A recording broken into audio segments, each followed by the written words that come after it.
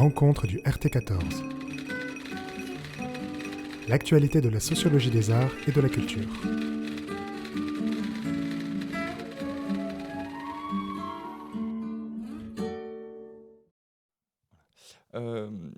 Merci beaucoup Chloé d'être avec nous. Tu es donc professeure des universités à l'université Paul Valéry, Montpellier 3. Tu es chercheuse au LIRA. Je te fais une toute petite présentation de toi avant de te poser quelques questions sur ton ouvrage. Ton travail il porte donc sur la socio-économie du cinéma. Tu as abordé de nombreux objets et exploré beaucoup de terrains de recherche. Je vais en citer que quelques-uns pour donner quelques éléments de contexte, mais ta thèse portait sur les réalisateurs français expatriés aux États-Unis entre 1900 et 1945. Tu as travaillé sur les genres cinématographiques et notamment leurs usages numériques. Tu as publié d'ailleurs à ce sujet un ouvrage, Le genre filmique, cinéma, télévision, Internet, aux presses universitaires de la Sorbonne Nouvelle en 2015. Tu as aussi travaillé sur les plateformes en ligne, sur les publics, et tu as publié il n'y a pas très longtemps un ouvrage sur le cinéma français et son internationalisation. Si je ne dis pas de bêtises. Voilà. Et tu as publié du coup en 2022 La culture de la récompense, compétition, festival et prix cinématographique, ouvrage qui nous intéresse aujourd'hui, qui est tiré de ton manuscrit inédit d'HTR, voilà, et qui est publié aux presses universitaires de Vincennes.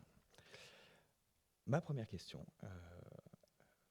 et pas directement attrait à ton ouvrage, mais c'est une question qui peut paraître un peu anecdotique, mais qui me tient à cœur. Je voudrais te demander comment en es venu à travailler sur les prix et les récompenses, quel a été l'élément déclencheur de cette enquête, et même plus spécifiquement, quel a été l'étonnement qui a guidé ton investigation.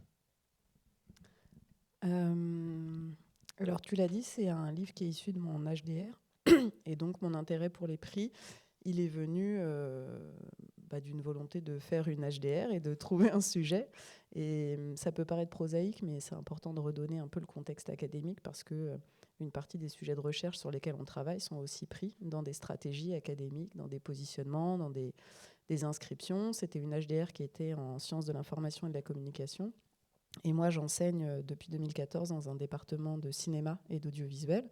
Donc, je ne suis pas en sociologie, je suis en études cinématographiques et audiovisuelles, ce qui explique aussi une partie, je pense, des choses ou des choix théoriques, méthodologiques sur lesquels on va revenir après. L'idée, c'était... on était en post-MeToo. C'était à peu près fin 2017-2018 quand j'ai commencé à me poser sérieusement la question de cette HDR. Et je voulais travailler sur,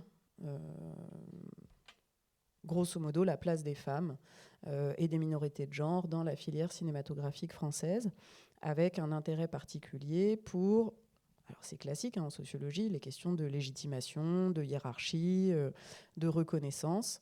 Et très vite, la question des prix est apparue, même si je pensais initialement travailler sur les palmarès.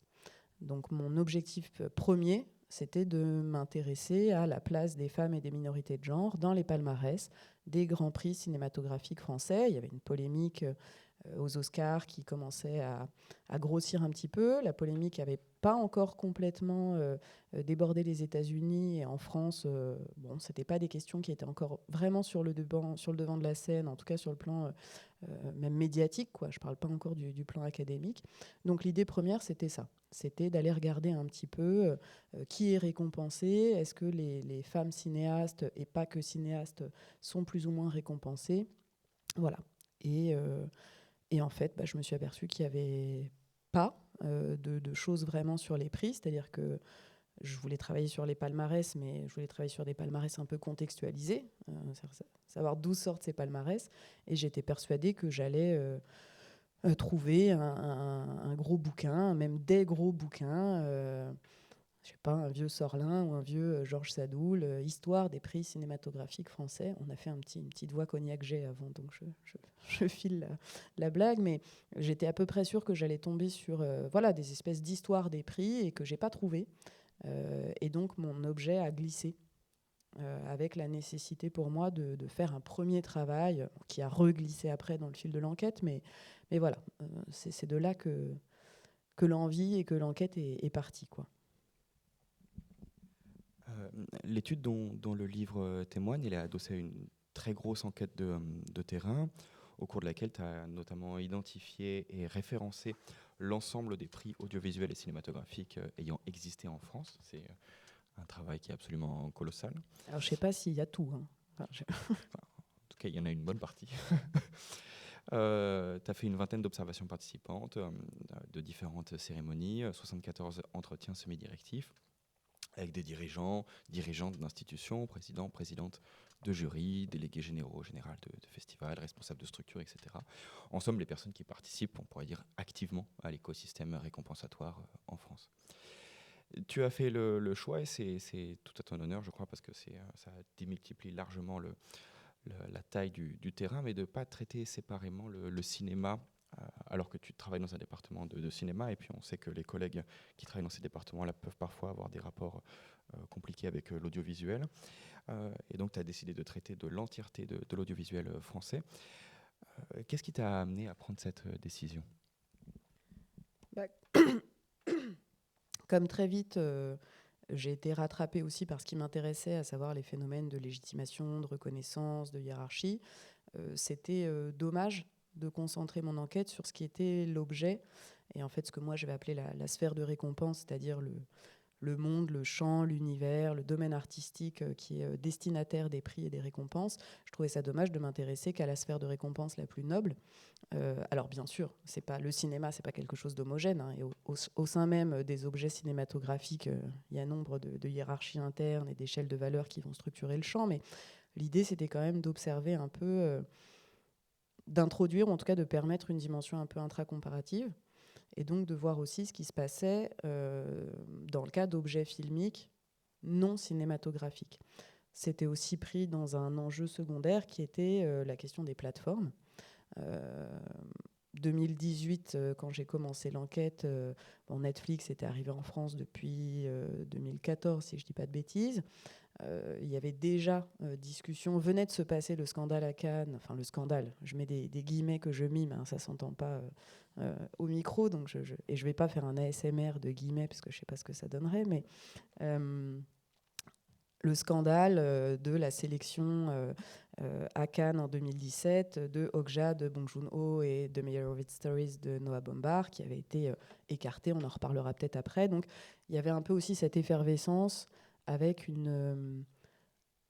en tout cas venait se rejouer des rapports de domination interne entre les objets filmiques, des rapports de légitimation et en fait d'altérisation, d'insularisation sur les contenus produits d'ailleurs plus que diffusés, produits par les plateformes. Donc voilà, c'est arrivé assez vite l'idée que il fallait que je puisse voir si ces contenus étaient récompensés ou pas, dans quelle mesure. Ça a coïncidé aussi avec l'émergence d'un certain nombre de festivals et de prix dédiés aux séries. Alors les festivals, c'est un peu plus connu, un peu plus documenté, mais moi, je voulais pas travailler que sur les festivals. Et d'ailleurs, j'ai, je pense, une partie de l'enquête et à mon sens, une partie de l'intérêt de l'ouvrage repose sur le fait que finalement, les festivals qui occupent une place centrale dans l'économie récompensatoire ne sont pas au cœur de mon enquête. M'intéressaient beaucoup les prix qui sont attribués en dehors d'un circuit et d'une économie festivalière, parce que justement la dynamique récompensatoire, elle est encore plus importante puisque c'est la seule raison d'être du dispositif. Donc il y avait par exemple la création de l'association des critiques de séries. Donc effectivement, je suis dans un département cinéma, audiovisuel, nouveaux médias. Il y a une partie des collègues en 18e section qui ne sont pas forcément très, très ouverts à l'audiovisuel, mais c'est quand même... Enfin voilà, je pense que de l'eau a coulé sous les ponts quand même depuis, et qu'une grande partie de mes collègues aussi, et une petite partie d'entre eux sont spécialistes des séries. Donc l'idée, c'était aussi de travailler avec des objets qui puissent nourrir des travaux plus collectifs, faire des ponts avec ce qui était en train d'être fait par un certain nombre de collègues qui travaillaient sur la reconnaissance et la légitimation des séries. Donc il fallait aller observer un peu tout ça. Et puis en plus... m'intéressait beaucoup la question de la diffusion télévisuelle des cérémonies de remise de prix cinématographiques, puisqu'il n'y a pas que la sphère de récompense qui finalement se manifeste en termes d'objets filmiques. Il y a aussi le lieu de diffusion des cérémonies de remise. Et je voulais beaucoup m'intéresser à la production et la diffusion des cérémonies d'ouverture et de clôture de Cannes, la cérémonie des Césars du cinéma, le rôle de Canal+, et la part en fait de ces cérémonies dans les stratégies d'un certain nombre de chaînes, en particulier de Canal+. Donc je trouvais ça plus intéressant de prendre un petit peu les choses a priori de manière large, même si au final le cinéma représente une part, j'allais dire conséquente, mais on pourrait même dire hégémonique dans l'économie récompensatoire. Donc, c'est un constat qu'on fait généralement, qui est plutôt partagé, mais qui n'est pas forcément toujours bien sourcé. Mais on a tendance à dire que ces 30-40 dernières années, le nombre de prix a très largement augmenté dans l'audiovisuel et dans le cinéma. Je pense que ça a été, je ne voudrais pas te donner de proportion, mais multiplié presque par 10, quelque chose comme ça. Tu auras peut-être le chiffre, toi, précis à nous donner. Mais comment tu interpréterais cette explosion du nombre de prix et même de festivals ces dernières années ? Alors c'est très lié aussi à la perspective et à l'hypothèse que moi j'ai posée assez vite dans l'enquête. Je pense qu'on va en reparler, mais sur ce renversement un petit peu ou ce déplacement de focale des lauréats, lauréates aux organisatrices en fait, des dispositifs.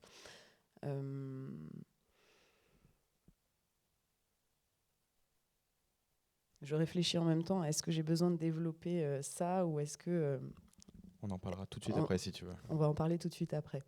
Je ne suis pas complètement satisfaite aujourd'hui, et je ne l'étais pas en fait au début de l'enquête, par l'explication.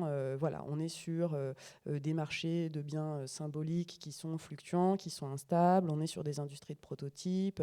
Il faut que les acteurs des champs de production culturelle soient dotés d'indicateurs pour pouvoir un petit peu fixer la valeur. C'est une explication qui ne me satisfaisait pas complètement au début de l'enquête, qui d'ailleurs ne me satisfait toujours pas. Et moi, je ne vois pas cette augmentation du nombre de prix comme une conséquence de ce besoin de fixation de la valeur, ne serait-ce que parce que ça ne me permet pas d'expliquer ce phénomène d'inflation récompensatoire depuis les 30 dernières années. Enfin, je veux dire, les biens singuliers ne sont pas, et c'est pas des marchés plus instables depuis 30 ans que ça ne l'était il y a 70 ans. Donc, à mon sens, c'est une explication qui est peut-être juste, mais qui est insuffisante. Comme je déplace la focale vers les organisatrices de prix, il me semble que l'augmentation... Alors, Sylvie Ducas, elle parle au sujet des prix littéraires, parce qu'elle a fait une grosse enquête, alors qui n'est pas complètement sociologique, qui a été un peu re-sociologisée, réutilisée beaucoup par Nathalie Hennick. Mais Sylvie Ducas, elle a une perspective plus littéraire, mais elle a quand même fait un très, très gros travail pendant en fait une quinzaine d'années, entre sa thèse et des travaux postérieurs sur les prix littéraires. Elle parle d'inflation. James English parle de proliferation. Prolifération, mieux prononcé. Cette inflation récompensatoire, pour moi, elle est beaucoup plus à mettre en lien avec ce que Bernard Miège met en évidence avec le phénomène de généralisation du mode de communication des relations publiques. Cette explosion du mode de communication des relations publiques, cette volonté / nécessité des acteurs socio-économiques, des industries de la communication, mais pas que, de développer des modes d'engagement, des modalités organisationnelles qui relèvent des relations publiques. C'est ce que je dis un petit peu dans l'ouvrage par l'expression « je récompense, donc je suis ». Il y a de plus en plus d'acteurs aujourd'hui, d'acteurs socio-économiques, pas du tout d'ailleurs que des acteurs qui appartiennent au champ de production culturelle, qui vont exploiter l'économie récompensatoire et en fait vont s'engager dans l'entrepreneuriat récompensatoire pour développer des enjeux qui n'ont que peu ou prou, qui n'ont en fait que pas grand-chose à voir avec la question des contenus ou des objets qui sont récompensés. Donc j'aurais beaucoup plus tendance à voir dans cette inflation récompensatoire un phénomène plus large de développement des relations publiques, permis et légitimé par une mise en concurrence des individus, par une mise en concurrence des objets et des personnes dans les sociétés libérales capitalistes contemporaines. Alors ça fait un peu grand magma, théorie du complot de le dire comme ça, on peut développer, mais je vois plutôt cette inflation récompensatoire à travers le prisme des intérêts des acteurs organisateuristes qu'à travers le besoin de fixer une valeur des biens. Tu en parlais là à l'instant, donc je vais rebondir dessus, mais l'hypothèse forte de ton ouvrage, c'est d'envisager le processus, là je te cite, valuatif dans sa multidimensionnalité, c'est-à-dire, entre autres, dans sa rétroactivité, et sa capacité à prendre pour objet d'évaluation l'initiateur du processus. C'est une idée qui me semble extrêmement forte et extrêmement stimulante. Est-ce que tu pourrais me dire quelles sont les implications d'une telle perspective, et notamment quelles sont les différentes formes de rétribution que les acteurs qui valuent les objets audiovisuels et cinématographiques, qu'est-ce qu'ils peuvent en retirer de ce processus-là ? Alors, plein de choses différentes selon le type d'acteur, le type de dispositif qu'ils engagent, le moment aussi auquel ils engagent ce dispositif. Les intérêts peuvent changer, évoluer au fil du temps, mais fondamentalement comprennent... alors, pour donner une idée un petit peu du type d'acteur socio-économique, du type d'entrepreneur en fait, de prix dont on parle, ça va bien sûr de l'association de critiques de cinéma à un tiers secteur non culturel, donc des associations, j'en sais rien, de cheminots par exemple, une association de cheminots cinéphiles qui remet le prix Ceux du Rail, à des think tanks, à des clubs privés de dirigeants des médias, à des universités, à des associations militantes, des groupes féministes, des associations queer, LGBTQI+, etc. Donc une très très grande, bien sûr des marques de cosmétiques, etc., des banques, des groupes d'assurance qui remettent des prix. Donc face à cette diversité d'acteurs, il s'agissait de dire, flûte, qu'est-ce qui à un moment fait lien entre tout ça ? Pourquoi tous ces gens-là aussi différents s'engagent dans une action qui, somme toute, peut a priori, je dis bien a priori, sembler commune, similaire, à savoir le fait de remettre des prix à des objets cinématographiques. Fondamentalement, et là je reviens à « je récompense donc je suis », je refais le guillemet visuel, fondamentalement le but c'est d'affirmer son existence. Que l'affirmation de cette existence, elle serve ensuite à défendre une cause, à promouvoir une marque, à structurer un champ ou un sous-champ, à fédérer un groupe. Fondamentalement, c'est l'affirmation d'une existence. Après, ça va se traduire plus directement par ce qui m'apparaît et ce que je théorise comme les deux usages centraux de l'entrepreneuriat récompensatoire, à savoir la capitalisation sociale et la capitalisation symbolique. Donc, gagner en réseau, construire, entretenir, pérenniser un réseau, pas forcément large, l'entre-soi est très très important dans l'entrepreneuriat récompensatoire, mais cette question du réseau et cette question du prestige. Et là, on rejoint un petit peu ce que je disais plus tôt sur l'hégémonie de la forme cinématographique dans l'économie récompensatoire. Parce qu'il y a cet enjeu de gain de prestige, un certain nombre d'entrepreneurs de prix vont beaucoup plus favorablement récompenser les formes nobles, puisqu'il s'agit de gagner en prestige, que, j'en sais rien, la télé-réalité ou des formes qui sont en général minorisées dans l'économie des objets filmiques. Donc capitalisation sociale, capitalisation symbolique. Moi, je me suis concentrée là-dessus dans l'ouvrage. Ça ne veut pas dire qu'il faut évacuer la capitalisation strictement économique. Il y a un certain nombre d'entrepreneurs de prix qui organisent des prix simplement pour capitaliser économiquement, ne serait-ce que parce que, par exemple, c'est leur activité professionnelle.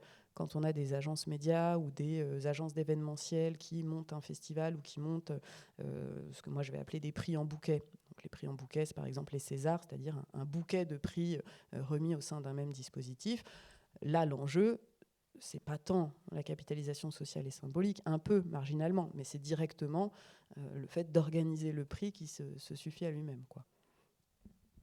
C'est vrai que c'est quand on y pense un peu platement, on se dit que organiser une cérémonie ou au moins d'organiser une remise de prix, c'est beaucoup d'argent et beaucoup de temps. Et donc nécessairement, il y a un intérêt, enfin les acteurs qui s'engagent dans ces processus-là ont un intérêt à le faire. Mais pourtant, on a tendance un peu à l'oublier. Voilà.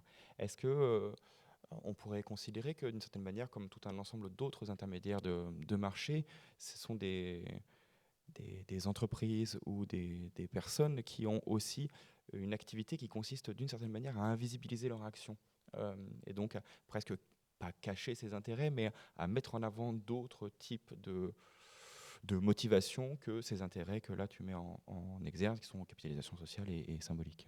Oui, mais que pour une partie d'entre eux. C'est-à-dire que je ne pense pas qu'on puisse lire l'économie récompensatoire et les motivations à s'engager dans l'entrepreneuriat récompensatoire nécessairement comme du blanchiment d'intention. Bien sûr que s'engager dans l'organisation de prix, ça agit comme un sas de désintéressement, comme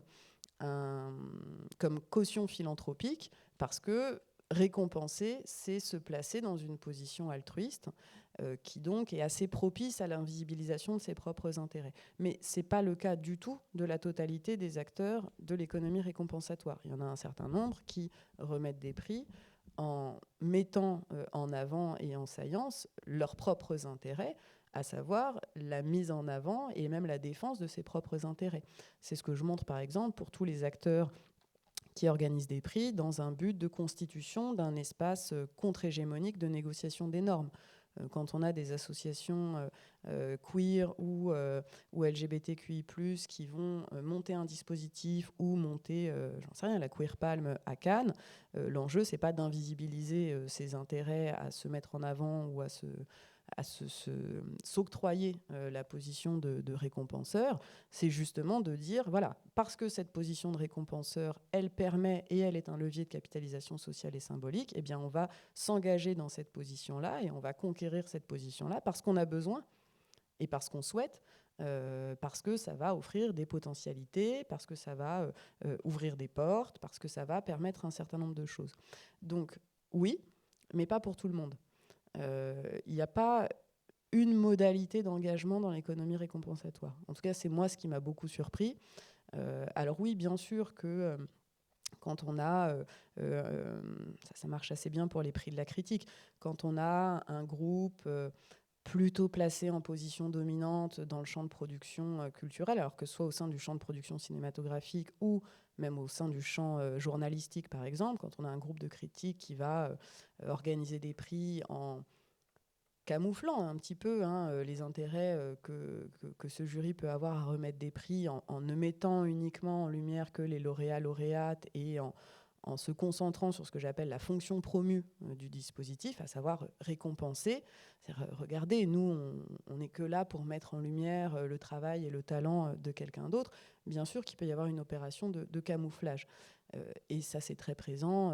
On va y revenir, je pense, sur la question des logiques, et notamment la logique de classe. C'est très présent dans les think tanks qui ont des intérêts directs, récupérer des marchés publics, récupérer la gestion de telle politique culturelle ou de telle politique publique, mais ça ne peut pas permettre de définir ou de caractériser tous les modes d'engagement dans l'entrepreneuriat récompensatoire. Et ne serait-ce que parce que cette question du camouflage, elle est en partie exprimée par un certain nombre d'acteurs. C'est-à-dire que moi, là, ce que je suis en train d'exprimer comme position ou comme analyse, c'est pas avec ça que je suis arrivée sur le terrain. Je ne suis pas arrivée sur le terrain en me disant « Ah bah tiens, c'est une stratégie de blanchiment d'expertise », déjà parce que je ne pensais pas me trouver face à certains acteurs. Je pensais bêtement, en tant que petite prof de cinéma, travaillant sur les prix du cinéma, je pensais que j'allais travailler que sur des critiques, que sur des professionnels de l'économie festivalière, que sur des gens qui, somme toute, fonctionnaient peu ou prou au sein du champ de production culturelle. Alors que non, alors que en fait 70% de mes interlocutrices pendant l'enquête, c'est des gens qui n'ont rien à voir avec le cinéma, qui sont, j'en sais rien, députés, qui sont dirigeants d'un groupe de presse, qui sont dirigeants d'une fondation d'entreprise et qui étaient extrêmement éloignés.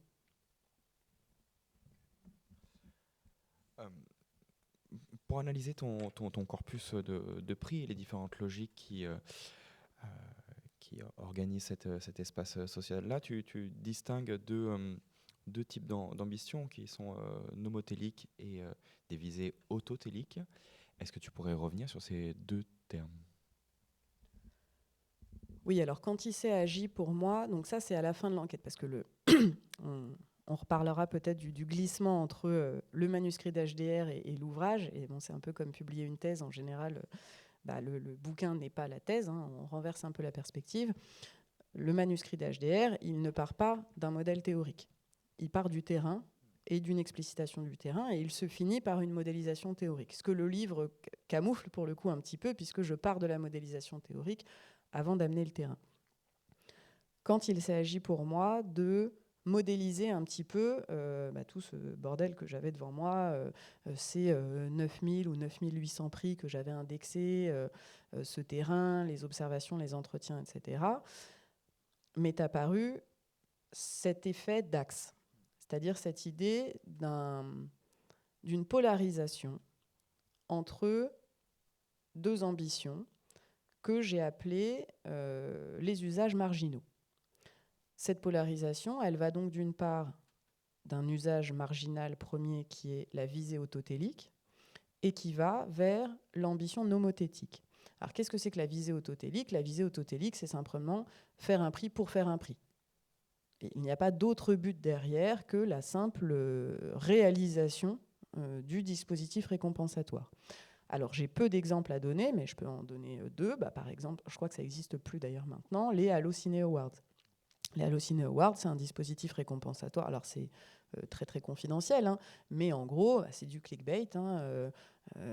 Allociné va publier à un moment un appel sur les réseaux sociaux incitant les internautes à cliquer, à voter pour le film qu'ils ont préféré. Ça génère du trafic sur le site internet d'Allociné. Ça permet de la production de contenu éditorial pour Allociné parce que ça donne lieu à 2-3 publications d'articles autour de certains films, etc. Là, l'ambition d'Allociné, elle n'est pas tellement dans la capitalisation symbolique ou sociale, elle est vraiment dans faire du dispositif pour faire du dispositif. Il y a quelques dispositifs comme ça, mais c'est assez marginal. Un bon indicateur, le seul que j'ai trouvé en tout cas, d'un dispositif qui a une... alors pur n'est pas le bon terme, je vais revenir là-dessus après, mais qui a principalement une visée autotélique, c'est l'absence de cérémonie de remise. Ce qui est rarissime. C'est moins d'1% des dispositifs sur lesquels j'ai travaillé qui n'ont pas de cérémonie de remise physique. Covid excepté. On pourra reparler de l'effet Covid, bien sûr, qui a changé pas mal de choses, qui a beaucoup impacté l'économie festivalière de manière générale, mais donc l'économie récompensatoire aussi. Quand on n'a pas de cérémonie de remise, c'est en général un indicateur d'une visée autotélique majoritaire. Mais c'est marginal, c'est très très rare, et en fait, ça n'existe quasiment jamais, parce que même là, l'exemple que je donne des Allociné Awards, c'est pas que de la visée autotélique non plus.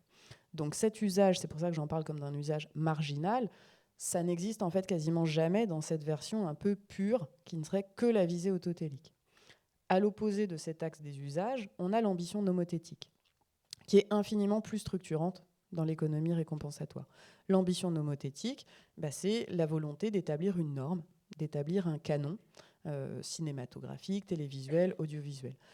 Cette ambition nomothétique, elle est, je le disais, infiniment plus structurante parce que c'est parce qu'elle existe, parce qu'elle est mise en visibilité, parce qu'elle est même portée comme ça au nu. Alors je ne peux pas non plus par le micro, mais je fais beaucoup de mimes, ce qui va enlever pour les gens qui n'entendront que l'enregistrement une partie du discours. Mais comme elle est portée au nu par tous les entrepreneurs de prix, c'est elle, et c'est parce qu'elle existe que tout le reste peut exister.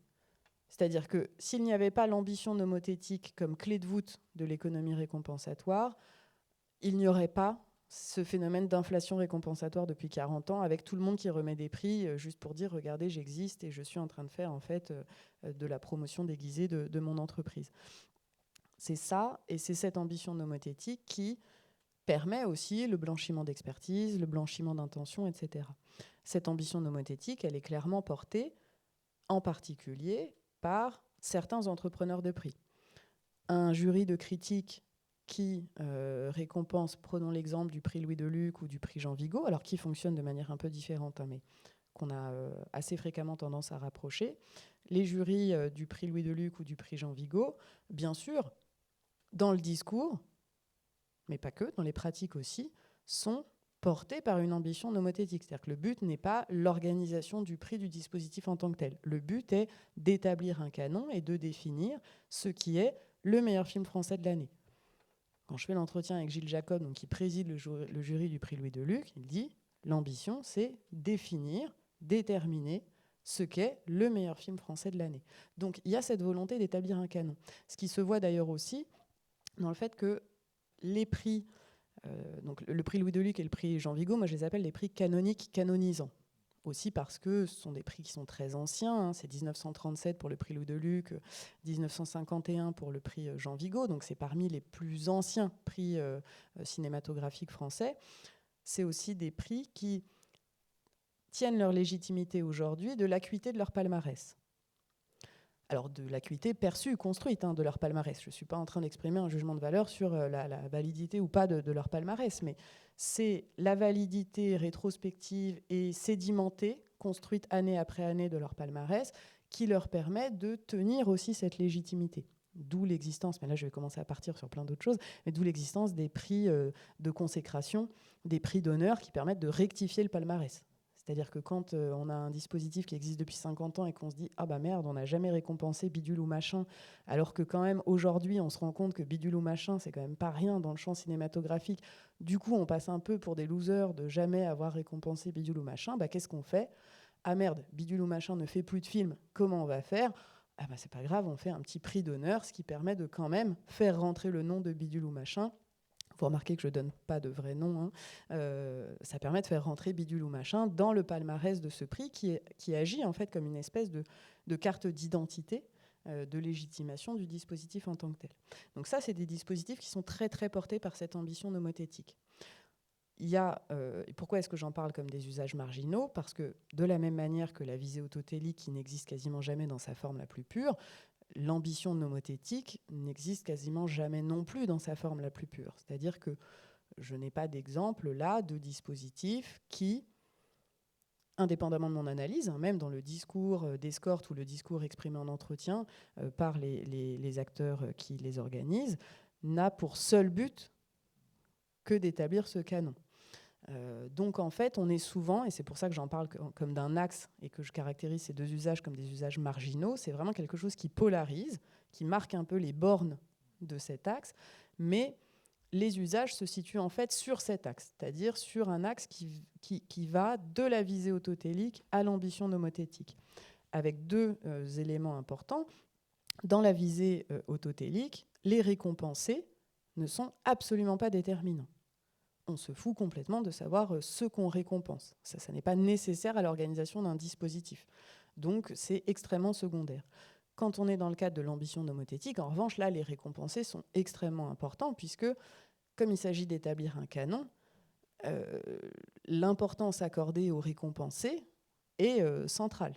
Et on ne peut pas se permettre, donc ça va avoir des conséquences directes sur les périmètres d'éligibilité au prix. Je parlais tout à l'heure des films de plateforme à Cannes, on est complètement dedans. Donc l'importance des récompensés et des contenus varie considérablement selon l'endroit où on se situe sur cet axe.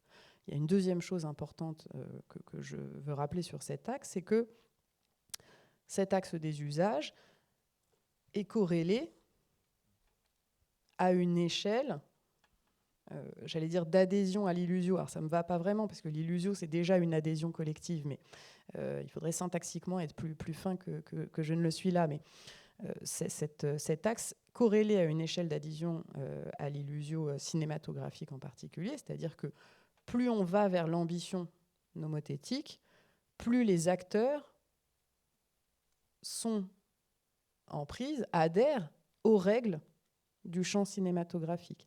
Quand on est sur la visée autotélique, sur les Allociné Awards,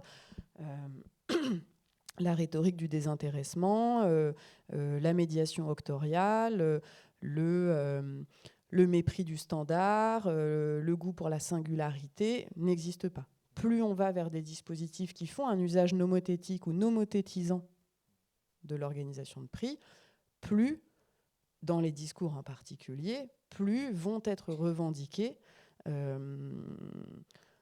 des adhésions, des défenses argumentées, souvent très très argumentées, à ce qui fait le jeu cinématographique.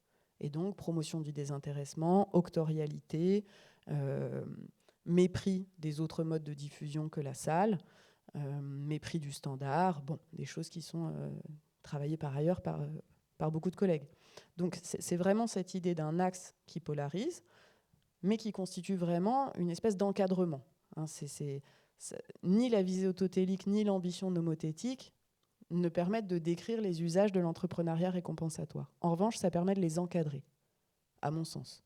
Et au milieu, eh bien, se déploie principalement une volonté, et donc ce que j'appelle, on en a parlé avant, les usages centraux, la capitalisation sociale et la capitalisation symbolique, avec quand même une espèce de petit partage ou de petit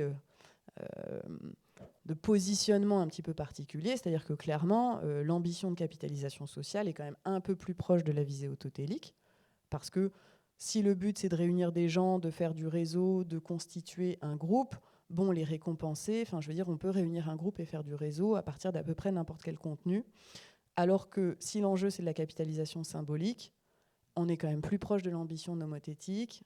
En général, c'est corrélé à cette adhésion aux règles du chant et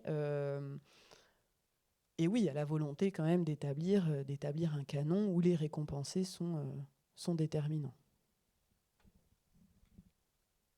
Du coup, tu as, pour essayer de lire ce grand ensemble de ces milliers de prix, tu as donc deux grands axes ou deux double opposition, pourrait-on dire, hein, une capitalisation sociale et symbolique, et puis de l'autre, les ambitions nomothétiques et puis les visées autotéliques. Du coup, ça te donne presque 4 ensembles, 4 clusters, pourrait-on dire. Je ne sais pas si tu serais d'accord avec ce terme-là. Non, pas complètement, parce que c'est vraiment un axe. C'est là que j'ai besoin des logiques. Alors, je ne sais pas si ça fait une bonne transition avec ce que tu voulais me dire après, mais c'est vraiment en tout cas, moi, je le théorise et je le conçois vraiment comme un axe sur lequel venir positionner pas tellement les intérêts des acteurs socio-économiques, mais les positionnements et les usages. C'est vraiment un axe des usages récompensatoires. Donc, comme l'ambition nomothétique et la visée autotélique, elles existent quasiment jamais et que c'est simplement des bornes, des petits bouts d'axe, quoi. Les acteurs viennent capitaliser socialement et symboliquement, mais pas en visant les mêmes bénéficiaires. Tout le monde organise des prix pour capitaliser socialement et symboliquement, à des degrés divers, avec un degré d'adhésion divers aux règles du chant, mais tout le monde ne le fait pas pour que ça bénéficie aux mêmes personnes. Et à mon sens, le niveau théorique, ou j'ai envie de dire l'outil théorique le plus important, c'est pas tant cet axe des usages, qui est vraiment une espèce de sous-couche. J'ai une métaphore graphique web design qui me vient, ce qui est très étrange, parce que je ne suis pas du tout versée dans la chose, mais un peu comme sur Photoshop, quand on utilise les filtres, quoi. On va faire un premier calque, et puis on va venir rajouter des calques. Bon, le sous-calque, c'est vraiment cet axe des usages, mais ça ne va pas vous permettre de faire un super design, ni une super analyse. En revanche, ça permet de venir placer des outils analytiques plus intéressants à mon sens, que sont ce que j'identifie, et là pour le coup j'en identifie 4, les 4 logiques. C'est-à-dire, tout le monde vient capitaliser socialement et symboliquement, mais tout le monde ne vise pas les mêmes bénéficiaires. Et là, ça me paraît beaucoup plus intéressant sur le plan théorique, sur le plan vraiment analytique, quoi. C'est à quoi ça sert ce livre. Enfin, j'espère qu'il sert à quelque chose. À mon avis, s'il sert à quelque chose, c'est beaucoup plus en utilisant ces 4 logiques-là. Est-ce que je parle du coup des 4 logiques ? Bon, je hack l'interview. Là où j'identifie 4 clusters, 4 logiques, c'est ce qui va déterminer ces 4 logiques, c'est le périmètre des bénéficiaires visés par la capitalisation sociale et symbolique. C'est-à-dire que ce qui change, c'est pas tellement ce qu'on fait, comment ou quoi, c'est qui est censé bénéficier de cette capitalisation sociale et symbolique. Et là, j'identifie 4 logiques, sachant que ça fonctionne un peu par 2 et 2. Je l'ai défini ? Tu peux, oui. Ok. Ouais. Première logique, c'est la logique de champ. La logique de champ que j'appelais d'ailleurs dans l'HDR logique de filière. Parce que j'ai fait mon HDR en sciences de l'information et de la communication, qu'il y avait une volonté aussi de faire un peu de PC, et que ça m'était apparu beaucoup plus à l'époque comme quelque chose proche des filières. Bon, depuis, j'ai un peu radicalisé et puis rebourdieuisé un certain nombre d'analyses, débourdieuisé certaines, mais rebourdieuisé d'autres. Donc maintenant, ça me va plus en fait d'en parler comme d'une logique de champ. La logique de champ, c'est quand des acteurs, donc quand des entrepreneurs de prix, je garde volontairement entrepreneurs au masculin, quand des entrepreneurs de prix viennent donc organiser un dispositif récompensatoire pour capitaliser socialement et symboliquement, je l'ai dit, mais que le bénéfice de ces capitalisations sociales et symboliques vise les acteurs et les membres du champ ou sous-champ. Alors, ça peut être des dispositifs ou des acteurs très différents. Beaucoup, soit des acteurs institutionnels, qui vont organiser des prix parce que c'est leur but en fait. Ils existent, leur fonction même, leur prérogative première, c'est de structurer le champ. Bon, cas classique, le CNC, Unifrance. Quand le CNC organise depuis, j'avoue que je me souviens plus forcément de toutes les dates, mais le CNC remet depuis, j'ai envie de dire 2018, mais enfin c'est vraiment à vérifier, le prix de la salle innovante. Le but, j'ai envie de dire, le CNC est dans son rôle, au sens où le but, c'est de structurer, en l'occurrence, c'est le service de l'exploitation de la direction du cinéma du CNC qui organise ce prix, dont la prérogative principale est d'organiser, de réguler le secteur de l'exploitation, donc les salles. Le prix de la salle innovante, il vise à mettre en lumière des petites salles. Pas que des petites au sens nombre d'écrans, mais positionnement géographique, beaucoup. Donc le prix de la salle innovante, il a été principalement repris à des salles en milieu rural ou, je crois même pas dans des villes moyennes, donc vraiment dans des petites communes.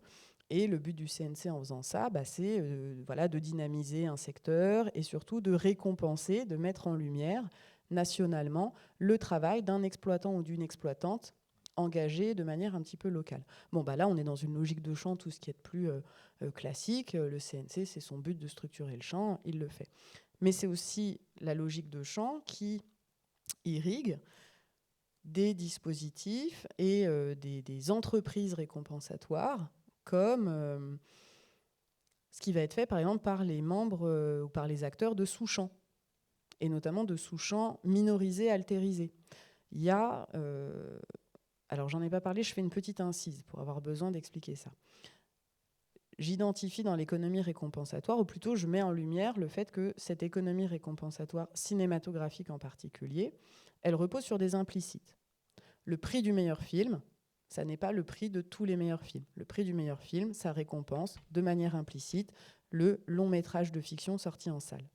Si ça n'est pas un prix qui se destine au long métrage de fiction sorti en salle, on va préciser quelque chose. Prix du court-métrage, prix du court-métrage documentaire, que sais-je, mais si on ne précise pas, prix du meilleur film français, ça n'est jamais prix du meilleur film français. C'est toujours avec des implicites. Donc l'économie récompensatoire, elle fonctionne sur des implicites qui font que ce sont les formes, en général, mais en fait, je dis en général, vraiment, c'est une précaution oratoire inutile, les formes les plus anoblies, les formes les plus dominantes de la filière cinématographique.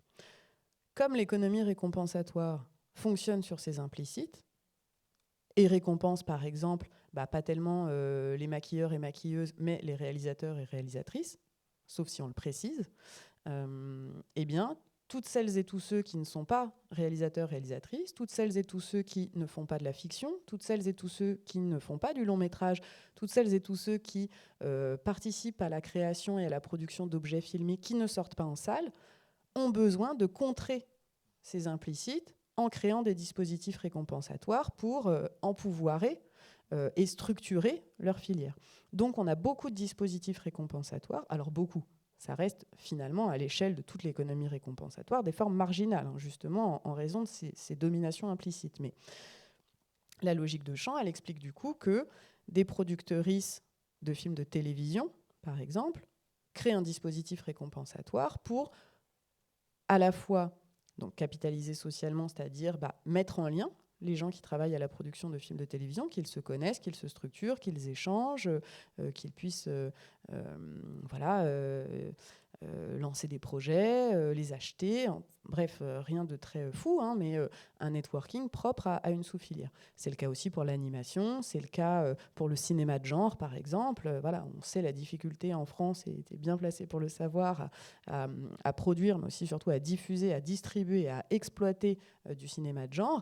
Et bien donc, quand vous êtes un acteur du cinéma français et que vous êtes actif dans le cinéma de genre, va y avoir une volonté, en tout cas un enjeu particulier, pour structurer ce sous-champ, de créer un dispositif récompensatoire. Je pense au Grand Prix Climax, par exemple, qui est remis au sein du PIF, du Paris International Fantastic Film Festival.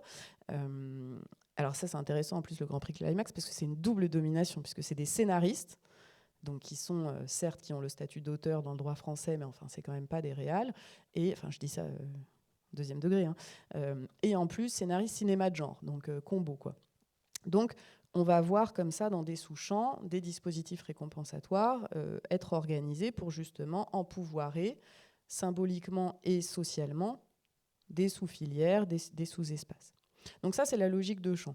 D'une certaine manière, c'est pour un ou une sociologue, à mon avis, la plus... Enfin, je veux dire, on n'avait pas besoin de moi pour dire ce que je viens de dire, d'une certaine manière. C'est celle à laquelle on s'attend le plus. Et en fait, celle à laquelle, moi, je pensais que sur laquelle j'allais uniquement travailler. J'étais même... je pense au début de l'enquête, si j'avais dû dire à quoi servent les prix, j'aurais dit voilà, ça sert à ça. Et d'ailleurs, c'est ce que sociologiquement, on a tendance à considérer être l'intérêt des prix. La deuxième logique, c'est la logique de marque. La logique de marque, les bénéficiaires visés par la capitalisation sociale et symbolique sont plus les membres d'un champ, du champ ou d'un sous-champ, mais la marque elle-même. Alors, cette logique de marque, elle est souvent... Enfin, je dis ça comme si mon livre avait fait 8000 ventes et que tout le monde me parlait tout le temps de ce livre. Donc, c'est pas ce que je veux dire, mais j'ai eu l'impression, dans quelques échanges avec des collègues ou des étudiants et étudiantes, que la logique de marque était un peu mécomprise au sens où on la prenait pour une logique promotionnelle. Non. La logique de marque, c'est pas que... Elle l'est aussi, mais ça n'est pas qu'une logique promotionnelle. C'est une logique qui vise à protéger les intérêts de la marque, mais pas uniquement pour en faire la promotion. Par exemple, la logique de marque, elle est très utile en termes de sourcing. Il y a beaucoup de dispositifs récompensatoires qui ont pour but de constituer des viviers, au sens de Bernard Miège, pas tellement d'ailleurs des viviers de créatrices de contenu, mais des viviers d'évaluatrices de contenu. Je pense par exemple à un certain nombre de festivals en ligne, comme le Nikon Film Festival. Alors, c'est un bon exemple Nikon, parce qu'en plus c'est porté par la marque Nikon. Donc oui, bien sûr, c'est une logique de marque promotionnelle, ça permet de mettre du Nikon partout, de familiariser les participantes au matériel de la marque, etc. Mais c'est en fait plus subtilement, et de manière beaucoup plus invisible, un moyen pour la marque de se constituer des viviers mobilisables dans d'autres cadres que le dispositif récompensatoire, de gens qui sont conformés à ce que Nikon estime être son identité de marque, la façon dont on doit tourner, utiliser une caméra, un objectif, etc. Donc la logique de marque, ce qui la caractérise, c'est le fait que les bénéficiaires de la capitalisation sociale et symbolique sont la marque. Mais ce n'est pas que de la promotion. Cette logique de marque, elle est aussi présente par des dispositifs engagés dans une logique de champ. Je ne l'ai pas dit au début, mais cette catégorisation ou cette modélisation en 4 logiques, c'est pas étanche. C'est-à-dire qu'on ne peut pas prendre un prix et dire alors ce prix, il va dans quelle logique ? Non. Vraisemblablement, la plupart des dispositifs récompensatoires sont mis en œuvre avec des volontés et des ambitions qui croisent les logiques, et ne serait-ce que parce qu'un dispositif récompensatoire, il n'est pas mis en œuvre par une seule personne. Et il n'est pas mis en œuvre juste à un instant T. Même s'il n'y a qu'une seule édition du prix, ça prend 6 mois d'être mis en place. Et Jean-Michel, Caroline ou Mohamed qui participent à l'organisation du prix, je dis Mohamed, mais enfin on pourrait parler d'ailleurs de la blanchité après de l'économie récompensatoire, quand on a différents individus qui participent à l'organisation d'un prix, ils ne sont pas tous là pour les mêmes raisons, ils ne mettent pas en œuvre tous et toutes les mêmes choses dans le dispositif, donc les logiques, elles s'entremêlent. Donc il ne faut pas les voir comme quelque chose d'étanche. Donc je vais prendre exprès le même exemple que celui que j'ai pris avant sur le prix de la salle innovante. Bien sûr que quand le CNC organise le prix de la salle innovante, c'est essentiellement guidé par une logique de champ, mais il y a une logique de marque aussi. quand je fais l'entretien avec Corentin Bichet au service de l'exploitation du CNC, bah oui, ça permet aussi quand même de bien montrer que le CNC est actif, qu'il remplit son rôle, que non, le cinéma français n'est pas payé qu'avec l'argent des Français, que le CNC, c'est pas que... Enfin, ça permet aussi de mettre en lumière ça. Ça, c'est très visible aussi avec les prix qui sont orchestrés par l'Éducation nationale. Je ne sais pas si on aura l'occasion d'en reparler. Donc, logique de champ et logique de marque, elles fonctionnent un petit peu en binôme, au sens où il y a un périmètre...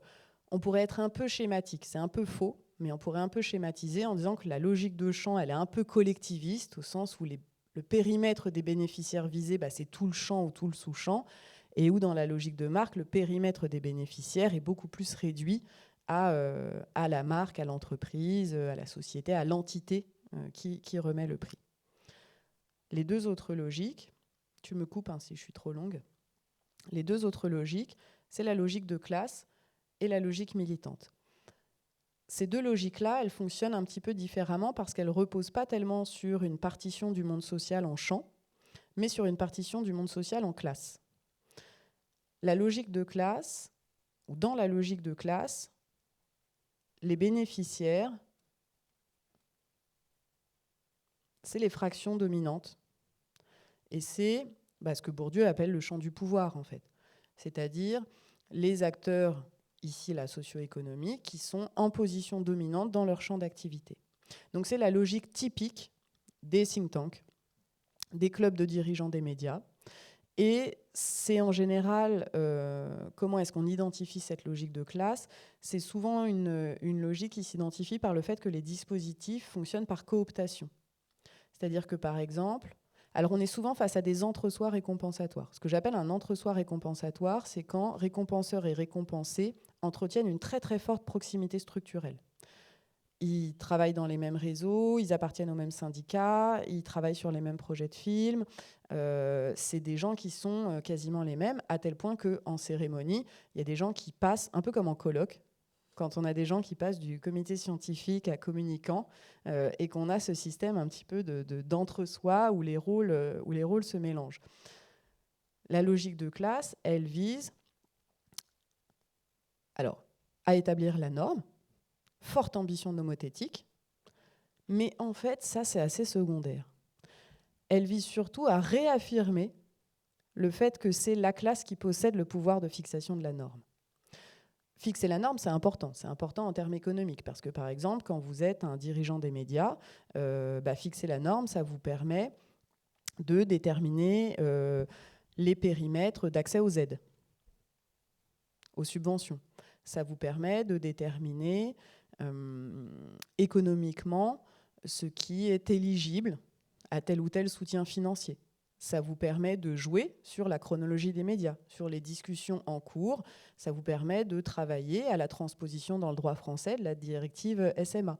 Donc ça a des intérêts économiques directs. Mais plus fondamentalement, c'est même pas tant établir la norme que dire « Regardez les gars, c'est moi qui ai établi la norme ». Et donc cette jouissance du pouvoir prescriptif, du pouvoir normatif, c'est quand même un enjeu très très important dans la logique de classe.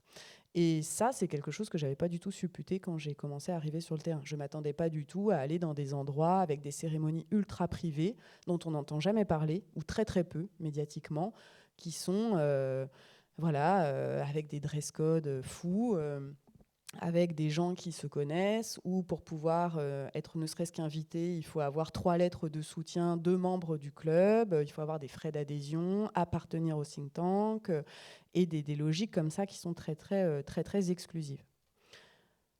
À l'inverse, n'est pas complètement juste, mais de manière un peu décalée, ou à l'opposé, on va avoir la logique militante. La logique militante, dans la logique militante, les bénéficiaires de la capitalisation sociale ou symbolique, c'est un groupe humain. Je dis ça, on pourrait dire un groupe vivant, mais là, je n'ai pas d'exemple de dispositif engagé dans une logique militante pour protéger, je sais pas, les animaux, par exemple. Mais bon, dans l'absolu, ça doit être possible. Mais en général, c'est un groupe humain.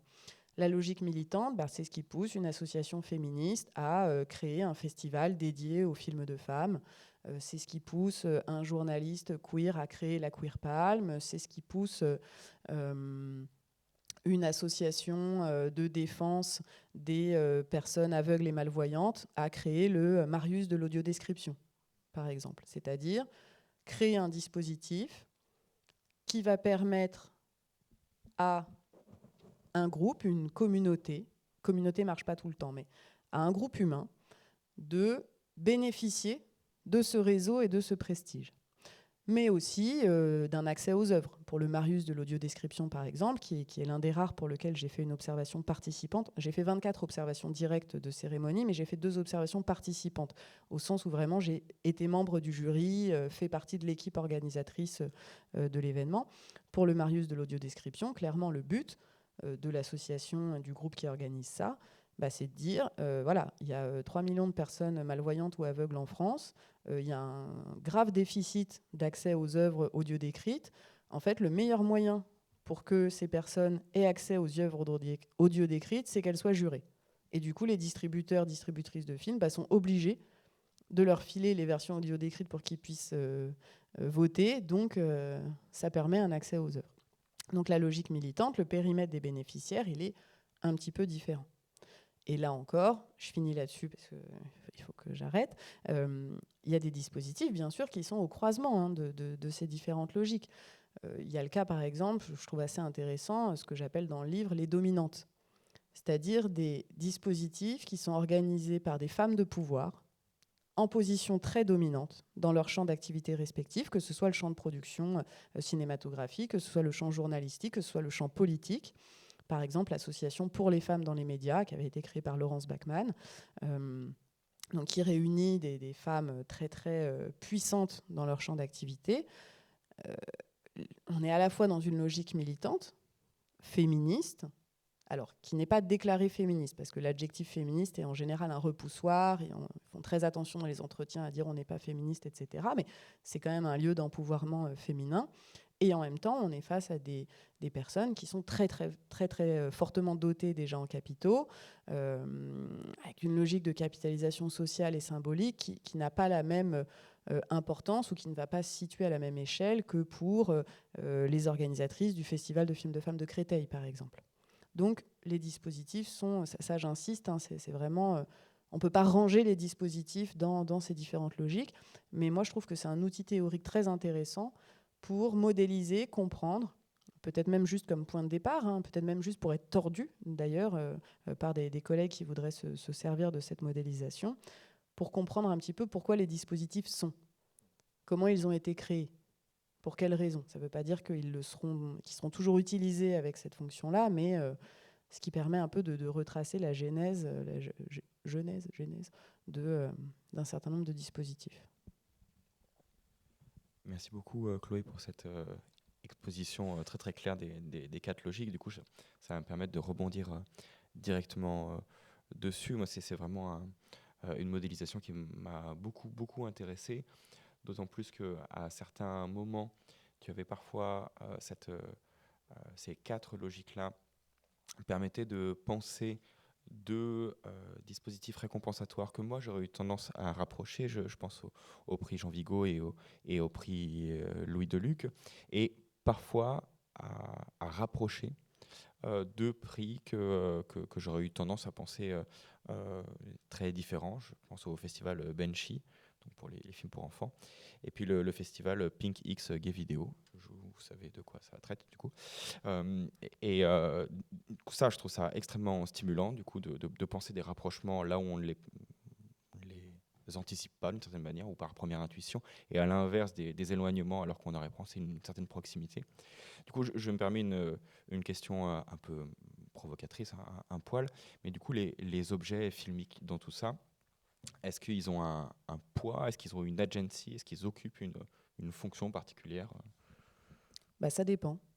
Ça dépend pour qui, ça dépend pourquoi. Ça dépend de la logique qui guide l'organisation du dispositif.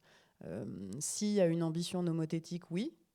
Que ce soit vrai ou pas, d'ailleurs, moi, d'un point de vue pragmatique, je me fiche complètement, scientifiquement, que les gens soient vraiment portés par une ambition nomothétique ou pas. C'est pas ma question. Je suis pas là pour essayer de dévoiler des stratégies cachées, secrètes, que les gens ne voudraient pas révéler. C'est pas mon problème. Je suis pas psychologue, c'est pas mon travail. Donc, qu'il y ait affiché, c'est-à-dire revendiqué, mais surtout que ça se traduise dans les pratiques, qu'il y ait une ambition nomothétique fait que, oui, le type de contenu filmique va être important. Mais c'est absolument pas le cas tout le temps.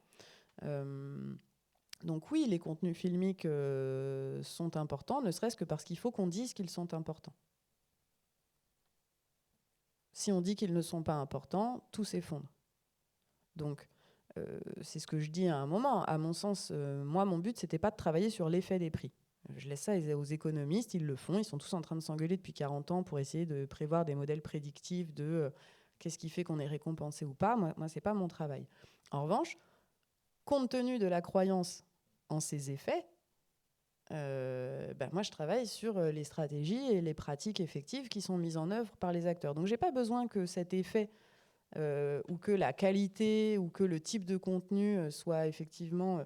je pars du principe d'une forme de symétrie entre les objets. Ça ne veut pas dire que je les aplanis et que je considère qu'un vidéoclip, un film publicitaire et le dernier film de Céline Sciamma se valent. Je m'en fiche, ce n'est pas ma question. À partir du moment où ces objets ne sont pas construits comme se valant pour les acteurs, ce qui m'intéresse, c'est la manière dont en découlent des pratiques et des dispositifs effectifs. C'est vraiment cette idée qu'on est pragmatiquement forcé à l'immanence.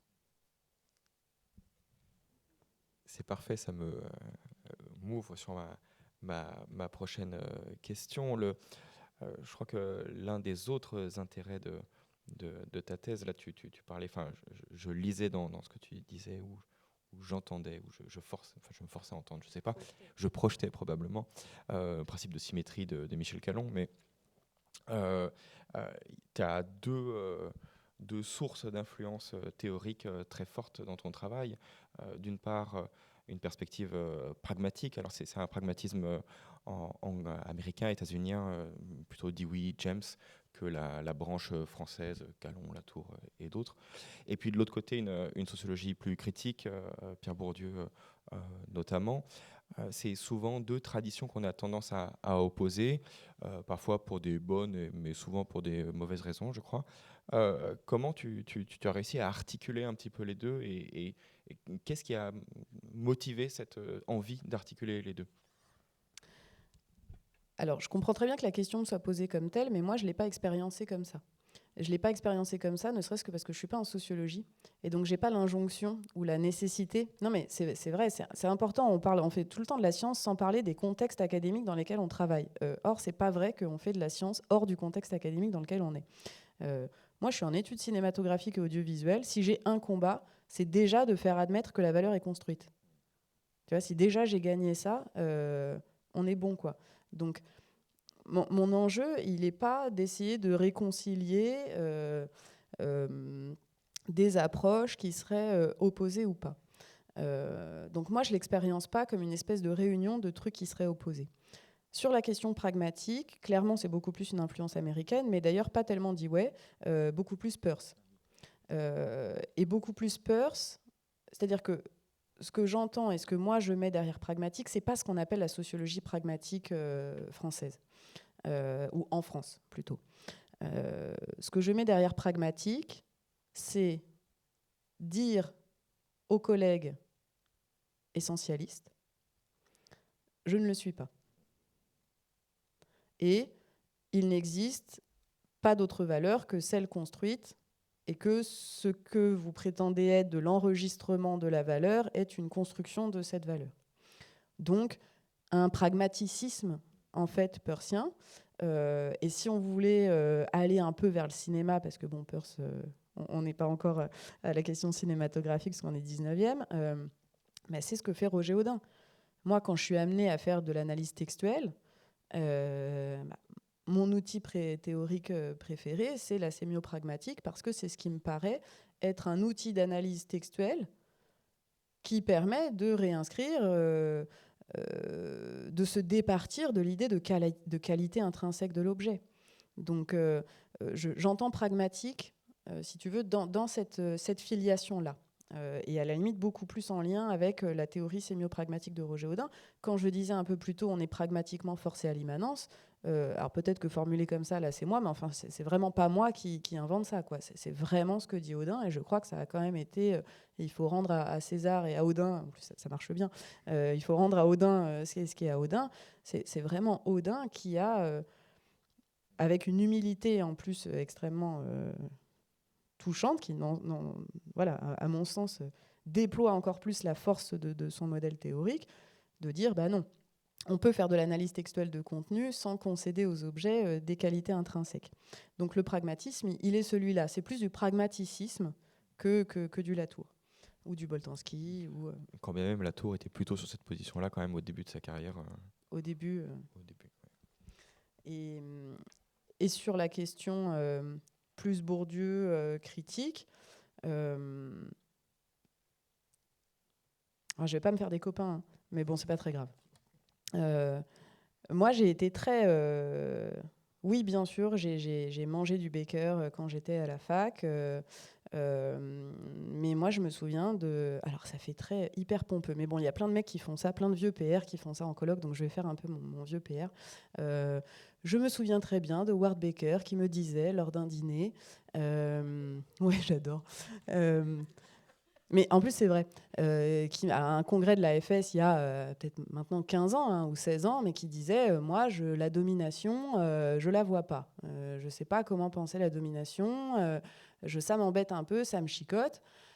Et bon, alors, franchement, c'est très, très malhonnête de ma part là, de réduire la pensée de Becker et toute une école de pensée, et notamment ce qu'en ont fait plein d'autres collègues. Hein, donc, je mets des grosses pincettes, je ne sais pas comment on mime les pincettes, mais en tout cas, moi, dans mon expérience de chercheuse, en tant que doctorante, ça m'avait un peu, je m'étais dit, merde, quoi. En tout cas, moi, encore une fois, par rapport à mon terrain, qui était mon terrain de thèse, l'exil juif aux États-Unis, la rencontre avec un système de production hollywoodien dans les années 40, quelqu'un qui me dit, je ne te donne pas d'outils théoriques pour penser les rapports de domination, bah, je ne savais pas tellement quoi en faire, quoi. En tout cas, ça ne marchait pas pour moi dans ce que j'allais en faire. Et comme je ne suis pas inscrite, que je n'ai jamais eu... ils m'ont donné une qualification en socio MCF il y a 15 ans, mais enfin depuis, je n'ai jamais exercé dans des départements de sociologie. Bon, bah ça, c'est des trucs que je discute avec les copains du RT14 quand j'y étais. Hein, c'est querelle bourdieusienne, pas bourdieusienne. Mais moi, ça me glisse un peu dessus parce que ça ne vient pas résonner avec mon parcours, avec ma carrière. Donc, je n'ai pas de problème à aller chercher dans la théorie, dans l'économie symbolique, dans l'économie des biens symboliques de Bourdieu, des outils qui m'ont permis, à partir de mes terrains, de penser justement ces rapports de domination. En revanche, je n'ai pas de problème à l'articuler avec une position pragmatique. Dire la valeur est construite et les mécanismes et les pratiques de construction et de fixation de cette valeur, elles s'inscrivent dans des rapports de domination qui peut-être préexistent pas à la fixation de la valeur. Là, c'est peut-être une distanciation que je peux avoir avec la théorie critique bourdieusienne. C'est-à-dire cette idée que la structure préexiste à l'action. Enfin bon, c'est des choses qu'on pourrait rediscuter. Mais donc j'ai pas... pour moi, d'une certaine manière, c'est très évident. Et d'ailleurs, c'est un truc, je crois que tu étais à ma soutenance d'HDR, c'est un truc qui a été discuté. C'est-à-dire que Franck Rebillard qui me dit, mais...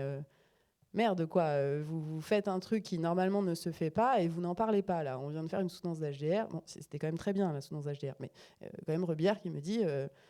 et voilà, il y a un moment, là, il va falloir vous positionner, quoi. C'est quand même une soutenance d'HDR, c'est pas une soutenance de thèse. Donc, comment vous positionnez théoriquement ? Bah, moi, je me positionne en creux. Je me positionne ni en adhésion à l'un ou l'autre des modèles, je me positionne en creux dans le sens où, dans les approches essentialistes de l'art et la culture qui dominent dans les champs académiques dans lesquels, et dans les espaces académiques dans lesquels moi j'ai été amenée à évoluer, la position pragmaticiste, elle me permet de prendre du recul. Et dans les espaces académiques dans lesquels j'évolue, encore une fois, quand on est un peu pragmaticiste, c'est-à-dire en gros la socio-économie du cinéma, on a du mal à parler libéralisme et capitalisme hein, quand même. Donc il y a un moment, il va quand même falloir le faire, les gars. Donc c'est un peu un positionnement en creux des deux côtés, de prise de distance en fait avec des approches dans lesquelles moi j'avais pas tous les outils pour travailler les terrains que j'étudiais.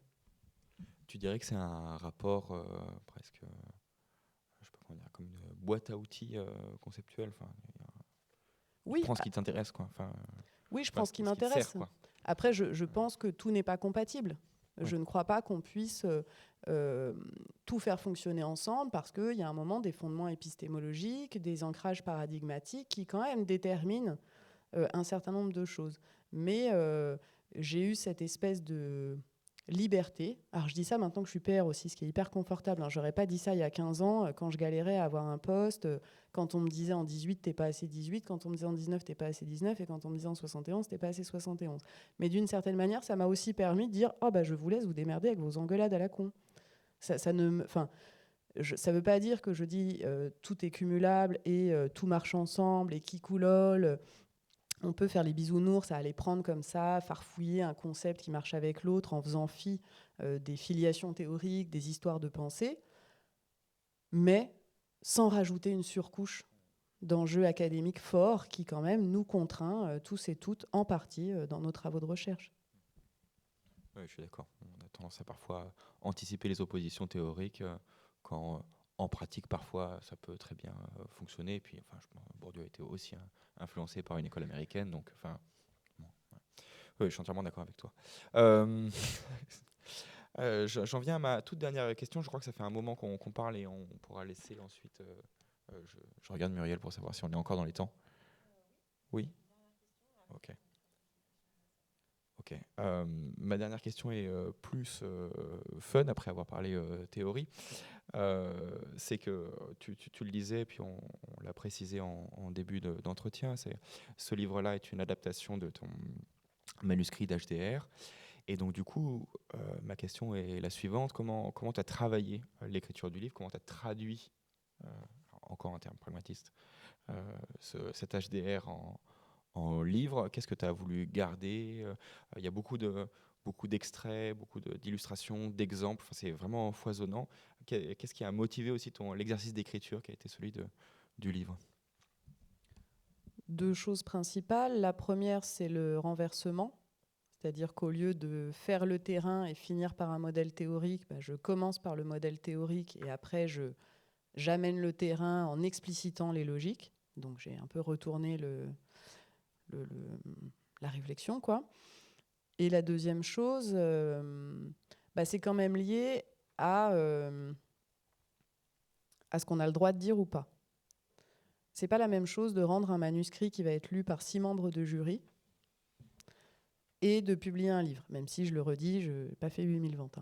Mais il y a quand même une forme de respect du terrain, de respect des enquêtés à avoir qui fait que toutes les citations, tous les verbatims qui sont dans l'ouvrage ont été relus, corrigés à la marge, assez peu en fait, beaucoup moins que ce que j'imaginais. Ça, c'était ma grande terreur. Je m'étais dit, mais ça ne passera jamais, quoi.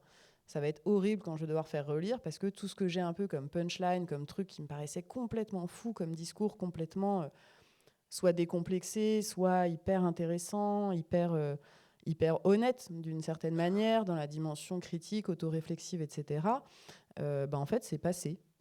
Et ce que mes enquêtés ont voulu corriger, c'était des trucs qui me paraissaient, moi, absolument... vous voulez corriger, aucun problème, be my guest. Enfin, vraiment, c'était pas... Donc, il y avait aussi quand même ce truc de faire vérifier, non pas les analyses, mais les utilisations du terrain par les enquêtés. Donc ça, c'est quelque chose qui a pas mal changé entre l'HDR et le bouquin. Et les quelques personnes qui ont la version du manuscrit d'HDR peuvent pas techniquement se servir des verbatims d'entretien parce qu'ils n'ont pas été validés, relus, etc., puisque c'était une version non diffusée, quoi. Le manuscrit d'HDR était pas un secret industriel de fou non plus, mais je ne l'ai pas diffusé, je ne la mets pas en ligne sur HAL, ce genre de choses. Donc il y avait ça. Et puis il y a aussi le fait que j'ai supprimé dans le livre les cas pour lesquels je n'avais pas de terrain. J'ai commencé le terrain, donc pas le référencement, la base de données et tout, mais vraiment les observations et les entretiens. 2019. Je ne vais pas vous refaire le Covid, mais en gros, j'ai la moitié de mon terrain qui s'est annulé. Je n'ai pas pu faire Cannes, par exemple, alors que j'avais 37 entretiens programmés à Cannes, des observations, et puis faire un livre sur les festivals et sur les prix. Quand le terrain cannois s'annule, on a une espèce de somme monumentale quand même. Donc, j'ai la moitié du terrain qui a disparu. Et j'avais envie quand même que mes analyses soient appuyées sur du terrain. Et donc, il y a des dispositifs sur lesquels j'avais des demi-terrains, sur lesquels j'avais eu des entretiens, mais je n'avais pas pu faire l'observation, ou j'avais eu l'observation, mais je n'avais pas eu les entretiens avec les gens que je voulais, qui, du coup, ont été un peu... sont passés à la trappe. Je préférais pas trop en parler. Donc, je pense que c'est ça les deux choses les plus importantes dans le passage de l'un à l'autre, quoi. Merci beaucoup, Chloé. On va pouvoir maintenant donner la parole à la salle si vous avez des questions.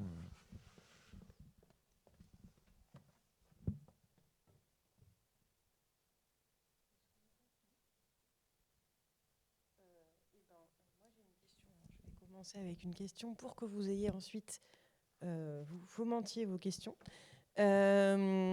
Moi, du coup, j'avais une question. Alors, du coup, j'ai pas mes notes sous les yeux. Donc, du coup, c'était la troisième logique, la logique de classe, c'est ça.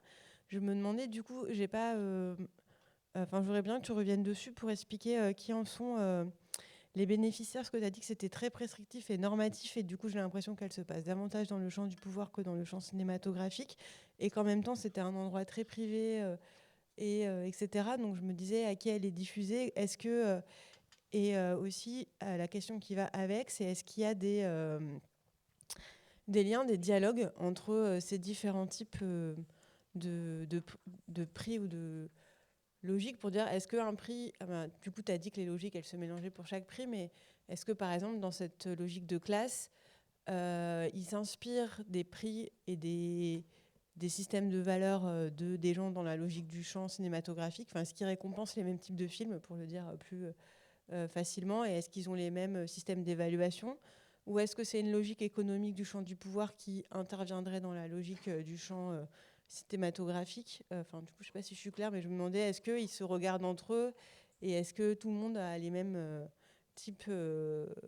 les mêmes manières d'évaluer et les mêmes échelles de légitimité des films qu'on veut récompenser. J'espère que j'étais claire. Alors... En fait, la logique de classe, donc c'est effectivement, c'est principalement le champ du pouvoir, mais c'est pas un champ autonome. C'est les fractions dominantes des différents champs. Donc, c'est en partie des gens qui appartiennent au champ cinématographique. Donc là, j'ai donné l'exemple des think tanks, des clubs de dirigeants des médias. Par exemple, je vais prendre un exemple. Il y a un dispositif... Alors, je réfléchis parce qu'il faut quand même que je censure certains des trucs en même temps. Il y a un dispositif qui s'appelle les étoiles de l'audiovisuel, qui, en fait, est organisé par l'Observatoire de la transition audiovisuelle, qui agit un peu en sous-main. C'est assez peu visible, assez peu médiatisé. D'ailleurs, personne ne connaît ce truc. Personne ne connaît l'Observatoire de la transition audiovisuelle. Et pourtant... c'est un think tank assez influent, mais qui n'agit pas de manière très, très visible. Les étoiles de l'audiovisuel, très clairement, c'est un assez bon exemple de ce que je disais tout à l'heure sur les gens dans la salle qui deviennent remettants, puis qui deviennent récompensés, puis qui, l'année d'après, sont membres du jury, c'est-à-dire un entre-soi récompensatoire très, très fermé. Très, très bling aussi, cérémonie, au studio Gabriel, on boit du champagne, on est tous très, très bien habillés. Ce type de dispositif, c'est vraiment, moi je l'interprète et je le lis vraiment comme participant et étant mis en œuvre dans une logique de classe, au sens où les bénéficiaires de la capitalisation sociale et symbolique, c'est les membres payants de l'Observatoire de la transition audiovisuelle. Il ne suffit pas de payer pour être membre de l'Observatoire de la transition audiovisuelle. Il faut être accrédité, il faut être validé. Ça veut dire qu'il faut en fait posséder à minima un certain nombre de capitaux sociaux, symboliques et économiques. Et donc, fondamentalement, ça agit comme un dispositif de constitution de cette caste médiatique au sein du champ journalistique, du champ télévisuel, du champ cinématographique. Mais c'est aussi, la logique de classe, ça irrigue aussi, par exemple, le prix Louis Deluc. Parce que la logique de classe, elle est très, très importante pour comprendre, par exemple, les prix de la critique et notamment les rapports entre critique et journaliste. La désignation, l'autodésignation comme critique, elle repose sur rien. Il n'y a pas de carte de critique, ça n'est pas une profession organisée, c'est qu'une logique de distinction, être critique. De la même manière qu'être journaliste, est-ce qu'il faut une carte de presse ou pas ? Pas forcément. En tout cas, ça n'a pas de désignation légale suffisante pour pouvoir dire que quelqu'un est journaliste ou pas. Donc, se dire critique participant et s'inscrivant dans une logique de distinction, un certain nombre de dispositifs organisés par des journalistes qui se revendiquent critiques ont pour but de mettre en avant et de vraiment surjouer ou en tout cas survaloriser l'ambition nomothétique, pas tellement pour les contenus, mais parce que ça permet l'autodéfinition au sein du champ journalistique comme membre de la fraction dominante du champ journalistique. Et donc là, c'est vraiment la relation entre critique et simple journaliste. C'est rejoué aussi par le support auquel on appartient. C'est pas la même chose d'être journaliste cinéma chez Première ou chez Studio et chez Télérama ou à la 7e Obsession ou à Revue et Corrigée ou au Monde, etc. Donc il y a des luttes de classe qui se jouent au sein des champs. Là, je prends le champ journalistique et pas le champ cinématographique. Mais quand tu demandes si est-ce qu'ils regardent ce que font les autres, bah, là, en l'occurrence, oui, ils regardent vraiment parce que qu'est-ce qui permet de se définir comme critique ? C'est-à-dire sur quoi repose le fait de pouvoir se dire critique ou pas ? C'est sa proximité avec le champ cinématographique. C'est une expression, je crois, que j'utilise plus dans le livre, mais qui est assez présente dans l'HDR, qui est, je crois que c'est le nom d'un chapitre d'ailleurs de mémoire, c'est « Sous l'aile du cinéma ». C'est-à-dire toute une partie en fait, des entrepreneurs de prix qui n'appartiennent pas au champ de production cinématographique, mais qui tiennent leur position dominante dans leur champ respectif d'activité, en partie de leur familiarité avec le monde cinématographique. Et donc, qu'est-ce qui fait qu'un critique peut se dire critique ? Bah, lui, il est invité au Projo Presse. Et lui, il est invité aux avant-premières. Lui, il est invité à siéger au jury des prix de la critique. Donc, il n'y a rien de plus anoblissant pour un petit journaliste cinéma de la PQR que d'être invité à siéger dans un dispositif qui s'auto-définit comme prix de la critique. Donc, cette logique de classe, elle est... Je prends souvent l'exemple du think tank parce qu'on n'y pense pas quand on pense prix cinématographique, etc. Mais ça a quand même des enjeux donc, symboliques très forts, hein, en fait, de conquête d'une position dominante dans son champ, de conquête ou de maintien d'une position dominante dans son champ respectif d'activité, mais ça marche aussi dans le champ politique. On peut prendre, je cherche des exemples, Philippe Chazal. Vous voyez, Chazal, homme de télévision, il est à la tête de la Fabrique des formats, qui est une boîte qui vend des formats télévisuels, et il est aussi président du think tank, le Club Galilée. Bon, en fait, il est très impliqué dans l'organisation d'un certain nombre de dispositifs, parce que ça permet de maintenir une position dominante dans le champ politique et une légitimité dans le champ politique, parce que toujours très, très en proximité avec les acteurs des champs de production culturelle, mais ça permet aussi, par exemple, à sa boîte, de conquérir un certain nombre de marchés publics, d'avoir un certain nombre d'oreilles ouvertes dans les couloirs de l'Assemblée. Donc, c'est toujours des enjeux un peu mêlés. Mais il ne faut pas opposer, en tout cas, moi, je n'oppose pas la logique de classe où je ne conçois pas le champ du pouvoir comme un champ autonome, mais vraiment comme une réunion des fractions dominantes des différents champs. Je ne sais pas si ça te répond vraiment.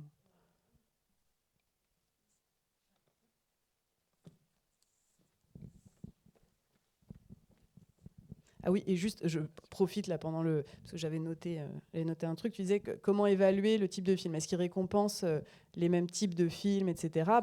Moi, comment j'évalue ce qui est un type de film différent ? Si je pars d'un principe d'horizontalité, je ne fais pas, moi, a priori, de distinction. Tu vois, si la hiérarchie ou si la distinction entre les objets, elle n'est pas faite par mes acteurs, moi, je n'ai pas de raison de faire une distinction entre les objets qui sont récompensés, quoi. Ça ne veut pas dire qu'il n'y en a pas, hein, mais moi, je ne la fais pas. Pardon. Oh, pas de problème. Merci pour cette présentation. Bonjour. Je me demandais, je voudrais revenir sur l'axe ou le continuum entre la visée autotélique et l'ambition nomothétique. Et vous avez dit que certains prix se situaient plus d'un côté que de l'autre et à différents niveaux de ce continuum. Et ma question, c'est de savoir si vous avez remarqué un déplacement dans le temps ou selon différents contextes des prix sur ce continuum, et si vous avez pu identifier des facteurs qui amenaient à ce déplacement, soit de l'autotélique vers le nomothétique, soit dans l'autre sens. Oui. Alors, je n'ai pas tout de suite d'exemple, mais ça va venir en vous répondant, j'espère. Oui, il y a plusieurs raisons qui peuvent faire bouger ou qui peuvent un peu modifier l'usage que des entrepreneurs de prix vont faire du dispositif, par exemple parce que leur sphère de récompense, ou même leur pôle de récompense, là j'en ai pas parlé, mais sphère de récompense, donc cinéma, télévision, musique, théâtre, machin, bon, moi j'ai fait sphère cinéma, télé, audiovisuel, en fait c'est trop large, donc il y a des pôles, des espèces de petits sous-agrégats, donc le pôle film de femmes, le pôle jeune public, le pôle cinéma italien, bref. Donc il y a des pôles de récompense qui vont être anoblis. Par exemple, le pôle série. Alors, tranquille, hein, c'est un anoblissement un peu relatif, mais il y a quand même un phénomène un phénomène d'anoblissement relatif qui est en cours. Et donc, des acteurs, par exemple, qui vont organiser un dispositif dans une logique de champ, pour structurer, organiser, gagner en prestige et donc légitimer, en fait, par exemple, leur objet. Si l'objet est anobli, peut-être que l'ambition nomothétique va devenir moins forte, ne serait-ce que parce qu'elle va être prise en charge par d'autres instances de légitimation, d'autres dispositifs de jugement d'Iré-Carpic, et donc l'enjeu de capitalisation sociale en fait va devenir plus important. Peut-être aussi parce qu'il va y avoir d'autres dispositifs qui récompensent les mêmes objets, et que là il va s'agir vraiment de capitaliser socialement pour bien marquer la différence, donc l'enjeu va varier au cours du temps. C'est souvent lié d'ailleurs à des changements de direction au sein des assos ou au sein des orgas où voilà, les enjeux peuvent bouger. À l'inverse, je pense que des objets qui étaient partis très très peu nobles, ou en fait pas tellement des objets, des acteurs qui étaient positionnés très très bas en termes de légitimité, pouvoir, bon tout ça est quand même très flou, hein, je vais très vite là-dessus et bien sûr c'est plus... ça ne suffit pas ce que je dis là, mais facilité de langage, disons, des acteurs qui étaient plutôt en position dominée dans leur champ d'activité, qui commencent et qui s'engagent dans l'entrepreneuriat récompensatoire et qui, c'est pas leur objet qui s'est anobli ou qui s'est dénobli, mais c'est eux qui ont gagné par ailleurs, en partie d'ailleurs, pourquoi pas grâce à l'organisation de prix, qui fait que, tiens, ils vont avoir finalement conquis une forme d'habitus qui les autorise à avoir une prétention nomothétique. Là où, 7 ans avant, c'était pas la question et de toute façon, ils pouvaient pas arriver en disant « Bon, les gars, je vais vous expliquer ce que c'est qu'un bon film, quoi. » Ou ce que c'est qu'un bon film pour enfants, ou ce que c'est qu'un bon porno, par exemple. Le champ du porno, c'est hyper intéressant parce que ça cristallise tous les rapports de domination, de positionnement dans le champ, de légitimité, alors porno gay avec les Pink Kiss Gay, c'est combo de la domination, enfin combo des dominations et croisement des facteurs de domination. Donc oui, ça bouge et oui, Continuum, du coup, traduit bien cette idée possible d'un déplacement sur l'axe des usages, quoi. J'ai pas là tout de suite d'exemple vraiment incarné, mais... Est-ce qu'il y avait une autre question ? Oui. Alors moi, j'aurais une question qui concerne les publics. Alors, je sais bien que tu travailles pas sur la réception des prix et que tu laisses ça aux économistes ou aux sociologues qui travaillent peut-être sur les publics. Mais moi, je me demandais comment les publics sont anticipés, imaginés, pris en compte, tels qu'ils sont imaginés, par ces entrepreneurs de prix, par les choix qui peuvent être faits. Et donc à la fois les publics des œuvres qui sont concurrentes, mais aussi qui sont en compétition, mais aussi les publics au sens de l'opinion publique, notamment quand il y a des scandales, tu en parlais un petit peu tout à l'heure. Et puis finalement, en tant qu'intermédiaire, quelle est leur marge de manœuvre pour consacrer un peu qui ils veulent entre les producteurs, productrices et les publics ? Ouais. Alors si, effectivement, je l'ai laissé pour l'instant à d'autres, mais c'est pas par désintérêt. C'est vraiment juste que ça a déjà explosé, donc j'ai pas du tout traité l'aval de l'économie récompensatoire, mais enfin, je trouve ça très très intéressant par ailleurs et vraisemblablement à faire. Ça dépend ce qu'on appelle public. Effectivement, tu le dis en fait dans ta question, il y a plein de publics différents. Est-ce qu'on parle des consommatrices, acheteuses, des gens qui vont acheter les biens culturels une fois qu'ils seront mis en circulation marchande. Elles et eux, la plupart des professionnels vont considérer de toute façon qu'ils n'y connaissent pas grand-chose, que donc le jugement scoliaste, c'est pas forcément ce qui marche le mieux. Ça a été montré d'ailleurs pour le coup par les économistes économistes, enfin en fait les économistes néoclassiques, quoi. Ça a plutôt des effets souvent négatifs. Le logo Cannes sur une affiche, ça marche sur un public art et essai parisien, mais par exemple sur les ventes de DVD, on sait que ça fait baisser les ventes, quoi. Sur le marché secondaire, ça a plutôt un effet négatif. Donc sur ça, de toute façon, il y a une espèce de forme de mépris pour le jugement populaire ou amateur qui fait que c'est pas le principal destinataire. C'est vraiment plus cette idée, ou en tout cas si on se met dans le prix pour fixer la valeur et réguler après la circulation marchande des biens, c'est beaucoup plus dans une perspective B2B. C'est-à-dire que c'est beaucoup plus à destination des autres professionnels. Quand on fait une affiche ou quand on fait un FA, quand on fait une bande-annonce de film, le premier destinataire, en fait, c'est pas les spectateuristes, c'est les exploitantes du congrès de la FNCF qui vont se positionner ou pas, ou générer une attente. Là, il y a un gros bad buzz sur... Enfin, un gros bad buzz. Un petit bad buzz sur le Napoléon de Ridley Scott avec des premières critiques qui sortent. En fait, c'est nul. Moi, si j'écoute les copains qui étaient au congrès de la SNCF, ça fait 2 mois et demi que tout le monde attend le Napoléon. Donc, il y a une espèce de pré-attente et de pré-positionnement sur le marché qui est établi par les professionnels du cinéma. Donc, le but, c'est pas tellement les consommateuristes ordinaires, en fait. C'est les professionnels qui sont aussi des publics. Et l'opinion publique... Non, mais en fait, ça me donne envie de partir sur tout un truc dont je n'ai pas parlé, mais je ne vais pas le faire. Mais non, c'est les prix du public. C'est-à-dire que la question du jugement du dispositif et la votation citoyenne, la votation populaire, qui effectivement a été... alors qu'il y a une espèce de premier gap très années 60, fin des années 50, années 60, ça c'est Christelle Taillibert qui en parle pas mal dans son bouquin sur les festivals, qui est lié en fait à l'économie festivalière, à la contestation des palmarès des grands festivals internationaux, les ciné-clubs, l'éducation populaire, la valorisation du jugement profane, etc. Où donc on va avoir des prix du public remis par des publics non professionnels parce que justement ça les valorise et c'est un enjeu de médiation culturelle, etc. des festivals. Et le deuxième souffle, c'est là Internet. C'est le fait qu'on puisse faire du crowdvoting. On a beaucoup parlé du crowdsourcing au Labexica, mais il y a le crowdvoting qui est hyper important aussi. Vous avez là tout un tas de dispositifs qui permettent des votes publics d'être exprimés.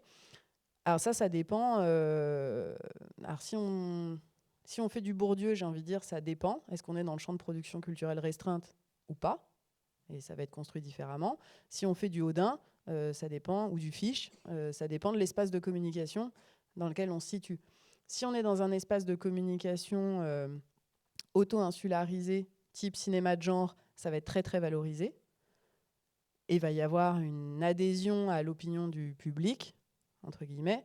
Si on est dans des espaces ou dans des espaces de communication, salle des profs d'un département de cinéma, c'est pas le jugement public qui va être valorisé. Donc ça va être utilisé plus ou moins différemment comme un outil de légitimation ou de délégitimation selon les espaces.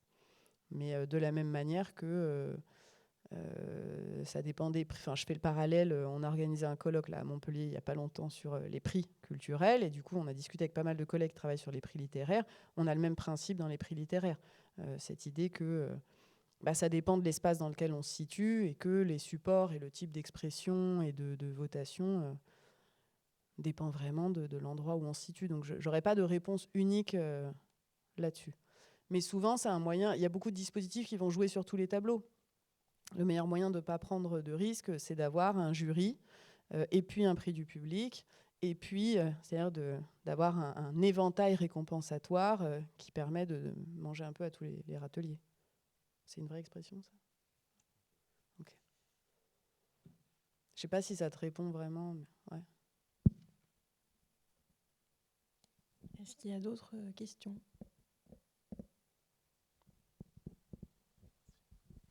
Merci beaucoup pour ta présentation passionnante. J'aurais envie de t'entendre sur le parcours, les liens que tu fais de façon assez libre entre ton travail sur les genres filmique et ce travail sur l'économie récompensatoire. J'imagine qu'il y a des liens très, très étroits, très intimes, mais tu n'en as pas forcément encore beaucoup parlé, même s'il y a plein de moments où on voit l'enjeu des genres émerger. Et j'ai tendance à penser, en travaillant sur la musique, que l'articulation entre les deux se fait peut-être pas exactement pareil. Donc je suis particulièrement curieux de t'entendre là-dessus. Merci. Merci pour cette question. En fait, je vais répondre en pensant en même temps que je te réponds parce que j'ai jamais pris vraiment le temps de me poser et de me dire tiens, mais je vois bien à plein de moments que ça se percute, quoi, mais je l'ai jamais vraiment théorisé. Je pense qu'il y a un peu 2 niveaux de réponse. Si ça se trouve, je suis pas d'accord avec ce que je dis, mais un premier niveau, en fait, 2 niveaux de réponse qui dépendent du statut épistémologique qu'on concède à la notion de genre. Soit on concède à la notion de genre un statut épistémologique peut-être pas immanent, mais catégorie de l'interprétation, quoi. Le genre comme catégorie de l'interprétation, c'est pas intrinsèque aux objets, c'est un outil, voilà. Bon, là, on voit des liens au sens où la logique de champ, par exemple, elle est très largement dépendante et elle s'organise sur des sous-champs qui sont souvent génériquement déterminés. Je pense que ça va être la même chose dans la musique. Je parlais du cinéma de genre, etc. Bon, on va retrouver des phénomènes de genration, ce que moi j'appelle la genration, qui sont liés au phénomène de récompensiarisation. Donc il va y avoir une superposition, ne serait-ce que parce que les genres ne sont pas tous positionnés et n'occupent pas le même... ne jouissent pas du même degré de légitimité selon les espaces. Et si on reprend l'axe des usages récompensatoires, la question de l'ambition nomothétique, clairement, la question générique, elle est hyper importante parce que dans la hiérarchie des objets, le partage et la partition générique, elle vient accompagner cette hiérarchie entre les objets.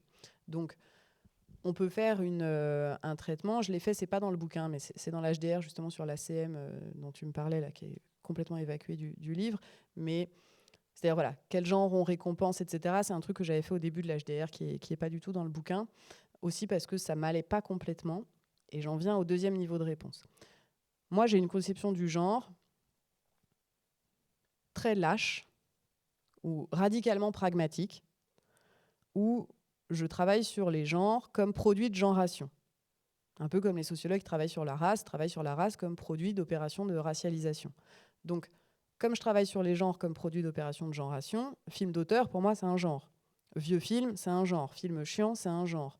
Film primé, c'est un genre. Et d'ailleurs, on le voit sur Netflix et sur un certain nombre de plateformes aujourd'hui de vidéos à la demande, ça fait genre. Si on situe et si on concède au genre ce statut épistémologique-là, c'est-à-dire le statut de produit actualisé d'une opération de genration, et qu'on essaye de faire se rencontrer ça avec la question de la récompense, il me faudrait un peu plus de temps, mais on est quand même sur une forme de parallélisme en termes de processus socio-économique, mais pour le coup vraiment épistémologique. C'est-à-dire que le genre fonctionne comme le prix. C'est un outil de naturalisation de la qualité.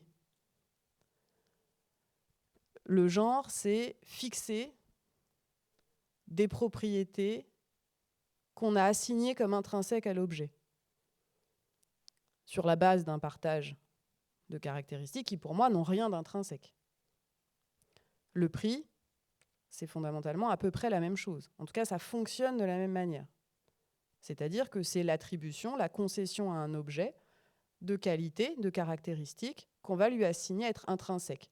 Ah, c'était un bon film parce qu'il y a une belle photographie, c'était un film policier parce qu'il y a, j'en sais rien, telle structure narrative, telle possession d'archétypes, etc.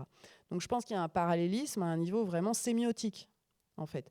Et je pense que pour répondre à la question, il faudrait vraiment travailler avec des sémioticiens, sémioticiennes, et pour en connaître quelques-uns, un sémioticien ou une sémioticienne peircienne, par exemple, parlerait et du genre et du prix comme un interprétant final dynamique 3, ou...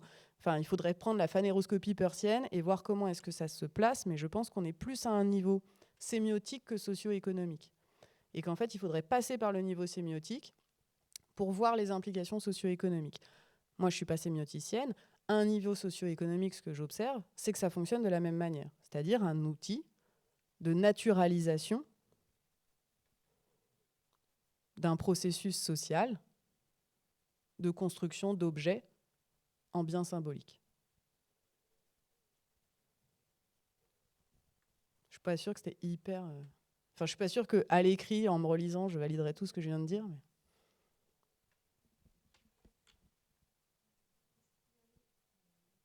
Dernière question ou enfin même des dernières questions qui apparaissaient. Moi, peut-être comme tu as beaucoup parlé de tes collègues en études filmiques. Que j'aime beaucoup, hein, attention. Qui peuvent, et dont certains peuvent être essentialisants sur la valeur des films. Et du coup, je me demandais quelle avait été leur réception ou leur compréhension de ton ouvrage qui vient déconstruire les usages des prix et aussi, du coup, comment est-ce qu'ils participent à fixer une valeur. Donc, du coup, je me demandais qu'est-ce qu'ils en avaient, comment ça s'était passé. Alors, sans faire de procès d'intention ou quoi, je vais imaginer. J'imagine que soit ça n'est pas lu parce que ça les intéresse pas tellement. Et puis je le redis, c'est pas non plus comme si c'était en tête de gondole à la Fnac. Hein, donc si on est 12 à l'avoir lu et vous êtes là, bon, donc je suis pas sûre que de toute façon ça a été vraiment lu. Comme on ne lit pas, et moi pareil, hein, j'ai pas lu l'intégralité des travaux de tous mes collègues. Je pense que c'est en partie pas trop mal reçu à cause d'une incompréhension que j'entretiens. Une incompréhension que j'entretiens qui est que je pense qu'une partie de ce qu'imaginent mes collègues, quand je dis mes collègues, c'est pas tellement mes collègues directs, hein, en plus d'ailleurs, c'est plus la 18e section, les chercheurs, chercheuses en art, quoi. Une incompréhension qui vient du fait que c'est perçu comme une position de gauche qui critique la marchandisation de la culture. Et donc, pour des chercheurs en art, 6 mois, elle fait de la socio-économie, ça a l'air un peu chiant, et puis de toute façon, c'est les cours qu'on n'a pas du tout envie de donner à la fac, donc ça nous va très bien que ce soit elle ou ces gens-là qui les fassent, ok. Et puis, si de toute façon, on essaie de comprendre ou de voir, c'est pas une déconstruction de la valeur, c'est une critique de la marchandisation de la culture. Et donc, ça passe sous le coup d'une espèce de position un peu francfortienne, théorie critique, un peu celle, avec tout le respect que je lui dois, mais quand même, de Sylvie Ducas dans le champ littéraire, c'est-à-dire critiquer la dilution de l'auteur et la dilution de l'aura de l'auteur dans cette marchandisation des prix. Donc, c'est pas du tout ce que j'ai le sentiment, moi, de faire, mais je n'attire pas plus que ça l'attention sur le fait que ça n'est pas ce que je fais.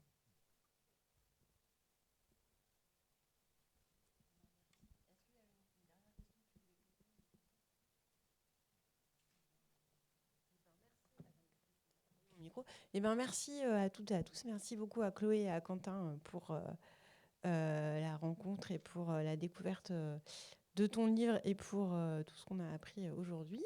Et bientôt, il y aura une nouvelle saison des rencontres du RT14 dont le programme vous sera diffusé prochainement. Ça recommencera en janvier 2024, telle Plus belle la vie. Et vous, comme ça, vous en saurez plus, on vous en dira plus à partir de décembre, janvier. Il y aura plusieurs séances à venir. Merci. Merci beaucoup. Merci.